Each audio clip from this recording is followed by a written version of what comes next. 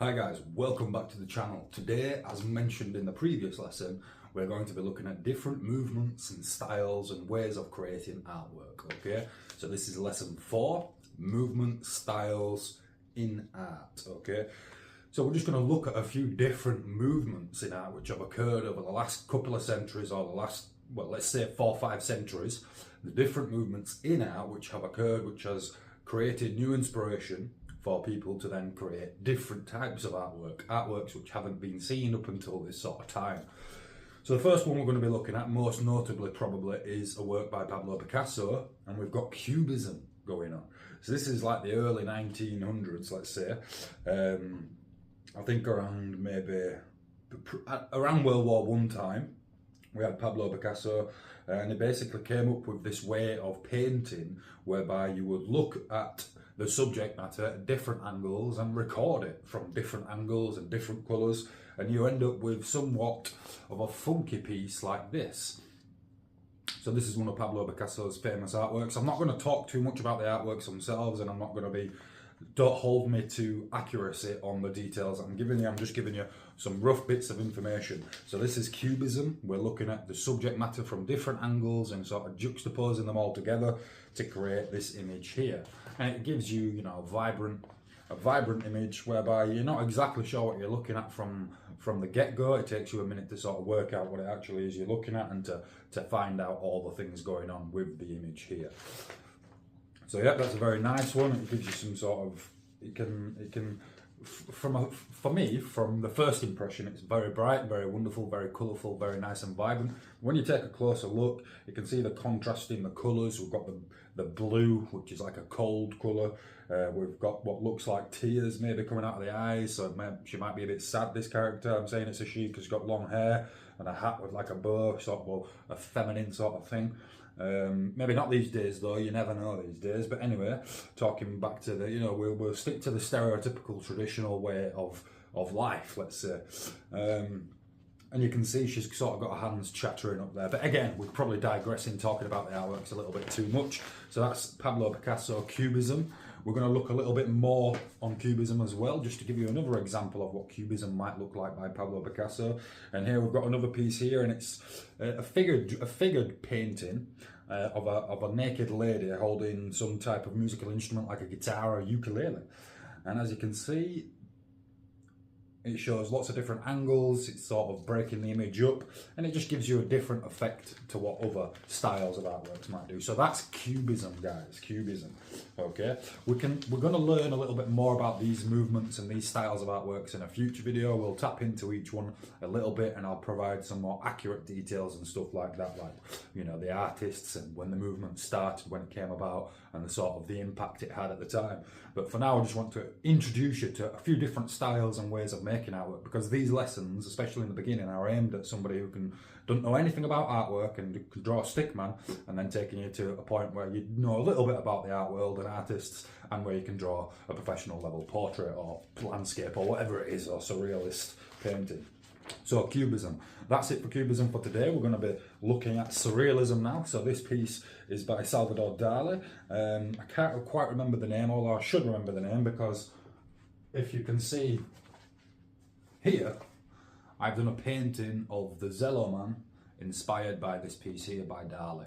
So as you can see, it's very similar in style, very similar in sort of the effect that we're going for. I'll put that there so you can actually see it. Anyway, so yeah, we've got this piece by Salvador Dali, and as you can see, we've got like melting clocks and stuff, which again is not reminiscent of the real world. So we've got Surrealism here, guys. We're just going to blast through these, guys, because I do want to keep these lessons quite short, sweet and simple, straightforward and to the point, okay? So Surrealism, we've got melting clocks sort of positioned randomly on a beach or something. Another melting clock on what looks to be like a table or a desk, which again is not really something you would find typically in on a beach. So that's Surrealism. We've got another piece by Salvador Dali here. I'll hold this a little bit close because it might be hard to see. Here we've got some elephants. So here we've got some really tall elephants that looks like they're on stilts. And as you can imagine, when this painting was first revealed, it probably would have shocked a few people because they would have never seen stuff like this before. They're more used to seeing more realistic stuff, let's say, or more representative artworks, you know. So now we're moving on to realism. So that's surrealism.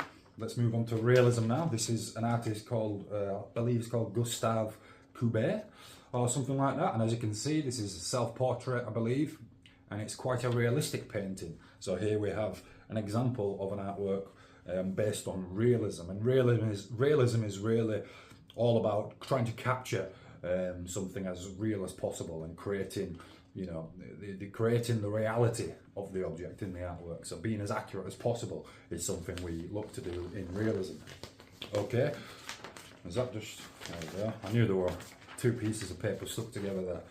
So here we've got the last style or movement we're going to look at today is Impressionism. This piece is by Claude Monet, and the last two are going to be by Claude Monet. So Impressionism is a style of painting or a style of creating artwork where you're giving the impression of something that's there. You're not being totally accurate with the details, and you're not overly fussed with the accuracy and basically the realism aspects of it. You're taking the key points and you're creating the impression that something's there. So these two pieces here are by Claude Monet, and these are painted with an impressionist style. Okay, guys? And if just while we're on this subject of talking about different movements in art and different styles of art, if you look behind me here with my own work, you could probably argue that this is realism, okay, because it's somewhat quite accurately depicting the photograph which I painted this from. Okay, again here you'd probably call this maybe realism, but when you take a little bit of a closer look, it might be classed as impressionism as well, because I've not gone for the total detail. I've just taken the colours, the vividness of the area, and highlighted those. If I hold this a little bit closer, you can sort of see the painting itself is more of an impressionistic style. Again, if we want to drive that impressionism home, this piece would work a little bit better, because from a distance it kind of looks like what it is, but when you see it up close, you can just see it's really done in a rough sort of impressionistic style. And this is a waterway in Venice when I visited Venice back in 2013. And let's go for another realism piece. So if we take the bird here, I mean, we've got another bird here as well. So we've got some acrylic paintings here which are somewhat realistic in comparison to the one I just previously showed you. So guys, as you can see, various styles of artwork, various styles of creating artwork, and various things to be inspired from, various movements to be inspired from. So today, all I want you to do, the task for today, guys, is to pick 3 movements in art. You could pick any 3 from what you've seen today: Cubism, Surrealism, Realism, Impressionism.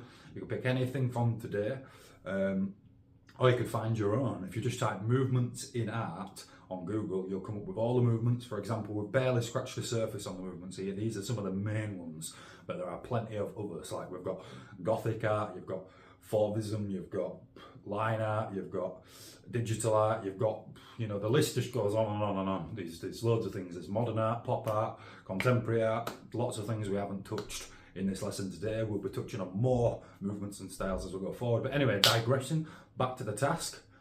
Pick 3 movements, write 3 things that you like about the movement, and write 3 facts about each movement. So again, pick 3 movements. So you could pick Cubism, Realism, and Impressionism, then write 3 things that you like about each one, and then write 3 facts about each one.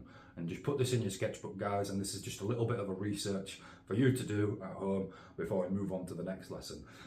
Lesson 5, we're going to be looking at Cubism and some abstract art a little bit more. For the next few lessons, we'll just delve into these types of artworks and movements in art a little bit more, discussing details, a little bit of history and stuff like that. And yeah, lesson 5 will be Cubism. I'll show you some examples of my own artwork which I've created in the past which are inspired by Cubism, and we'll talk a little bit about Pablo Picasso and the origins of the movement of Cubism and abstract art as well. So the next few lessons we're going to be talking about movements in art, and then from after that we'll be starting to create more artwork again. Guys, thank you very much for watching. I really appreciate, you know, you guys taking the time to watch these videos, and if learning artwork is something you want to do, then you're in the right place. Like, share, comment and subscribe, and I will see you in lesson 5.